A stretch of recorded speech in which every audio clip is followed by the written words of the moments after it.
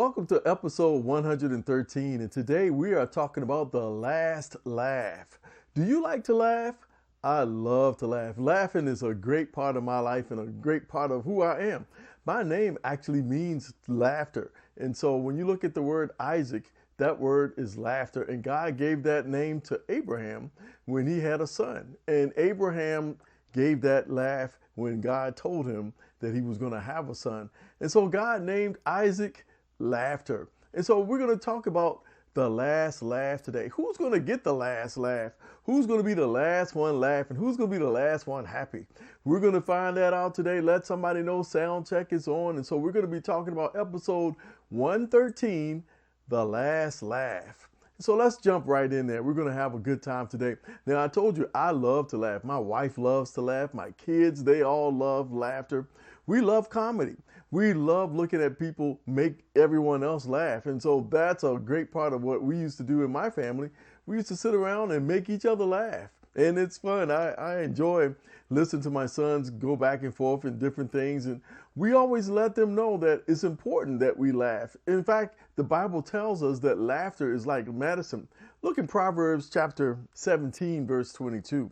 A cheerful heart makes good medicine, but a crushed spirit dries up the bones.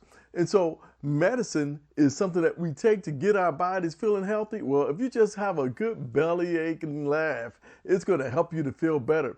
Have you ever laughed so hard that you just started crying? Have you ever laughed so hard that you just had a cramp? Well, I've done that since I've gotten a little older. Have you ever laughed so hard that you got weak? Your body couldn't even do anything but just recover after that good hearty laugh. That's how we want to be. That's how we want to always have ourselves around other people to just make them happy. If you hear somebody give out a laugh that is contagious, it makes you laugh. It makes you happy. And so we don't want to hear people crying. We want to hear people laughing, but not hear people laughing at you, but have people laughing with you. We're going to talk about those two different things today. We're going to talk about the people that were laughing at people and how God reacted to that. And we're going to also see how God reacted when everyone else was happy and he was going to bring them the joy. And so we're going to look at those things today, and it is so fun to think about laughing. Some people laugh so hard that they lose their bodily functions and they have to just, oh no, I gotta go change because they just laugh too hard. And so we want you to be happy today. We want you to be excited about God, and we want you to have the joy of the Lord, because the joy of the Lord is your strength. Let's look at the first time that we see laughter occur in the Bible, and it's with actually Abraham. Abraham gives a good belly aching laugh, and let's take a look at it. It is in Genesis chapter 17. Look down at verses 15 through 17.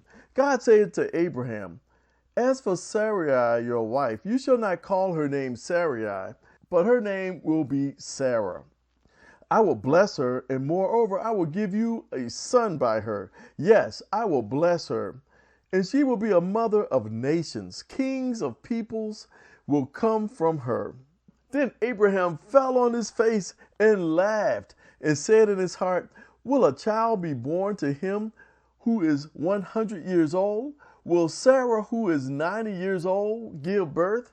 If you look at verse 1 of chapter 17, it says that Abraham was 99 years old. Now, he's saying when he has a baby, he knows it's going to take 9 months. And so he knows he's going to be 100 years old having a baby. And he thought that was so funny.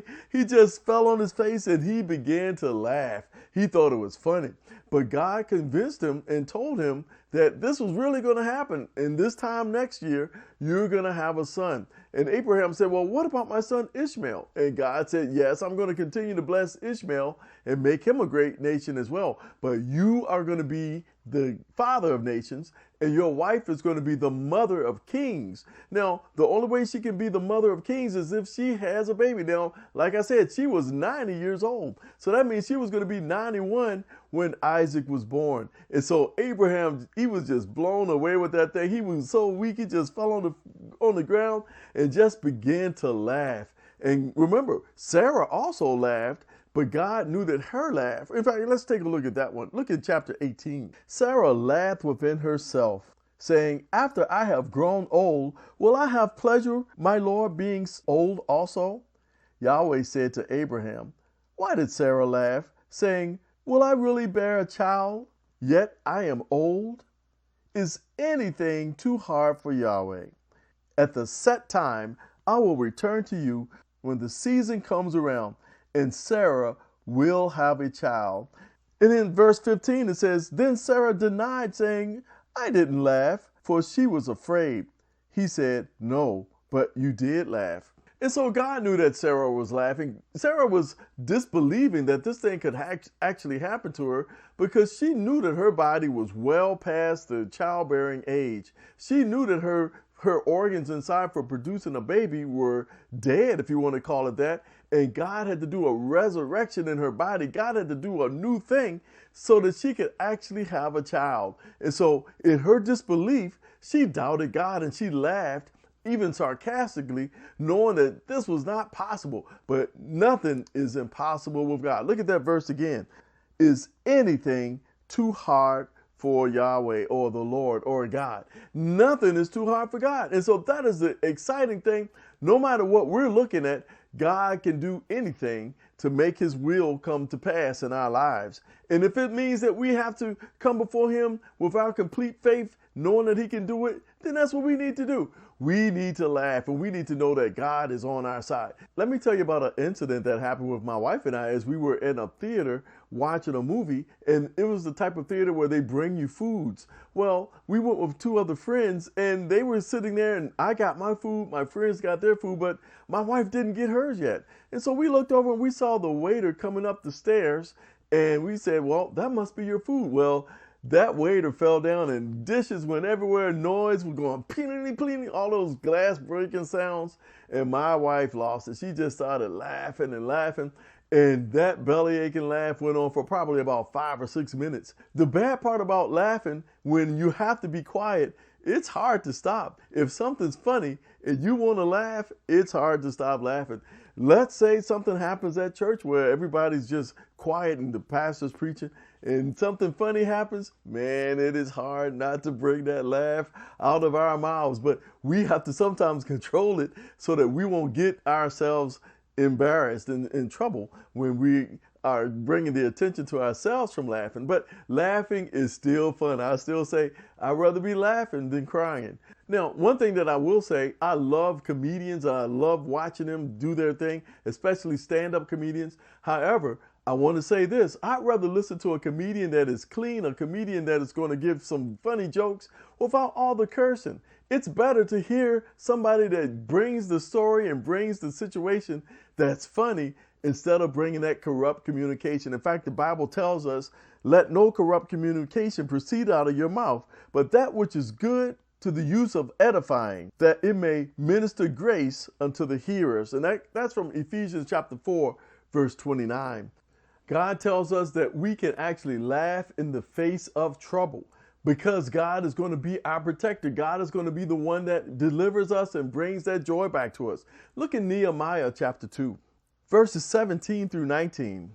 "Then I said to them, 'You see the evil case that we are in, how Jerusalem lies waste, and its gates are burned with fire. Come and let us build up the wall of Jerusalem, that we won't be disgraced.'" Now, this is Nehemiah. He has come back to the city of Jerusalem, and that city is in ruins, and his heart is hurting.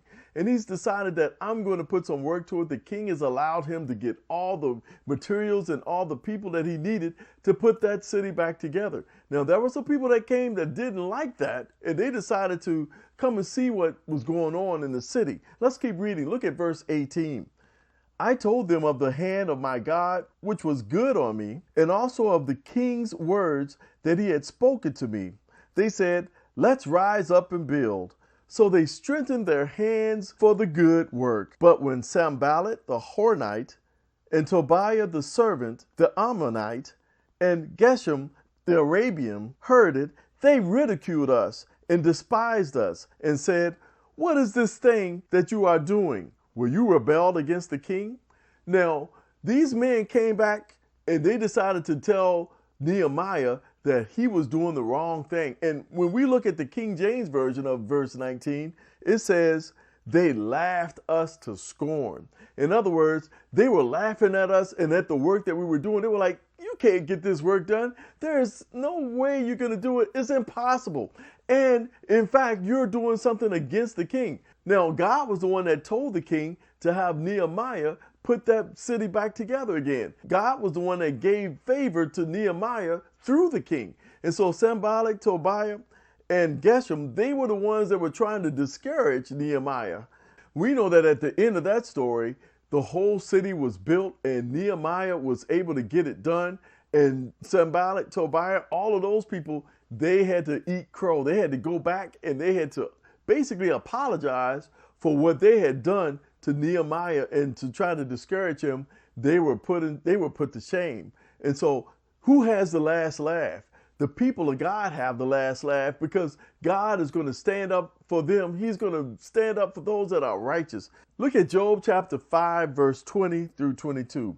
In famine, he will redeem you from death. In war, from the power of the sword. You shall be hidden from the scourge of the tongue. Neither shall you be afraid of destruction when it comes. At destruction and famine, you shall do what? You shall laugh. Neither shall you be afraid of the animals of the earth. God will turn that thing around for your favor. God will make it so that you won't even be injured. You won't be hurt. God will let you have the victory. God will give you the joy. Even when there's danger around, he will still see his people through. Let's take a look at another one that happens like that. Look in Job chapter 8, verse 21. He will still fill your mouth with laughter, your lips with shouting. That's what God will do for his people. Look at verses 20 through 22. Behold, God will not cast away a blameless man, neither will he uphold the evildoers. He will still fill your mouth with laughter, your lips with shouting. Those who hate you shall be clothed with shame. The tent of the wicked shall be no more. And that's the same thing that was happening with Sanballat, Tobiah. These guys were able to have shame put on them because they were going not just against the people of God, but they were going against God himself, who had given Nehemiah and the people of God the idea that we're going to build again.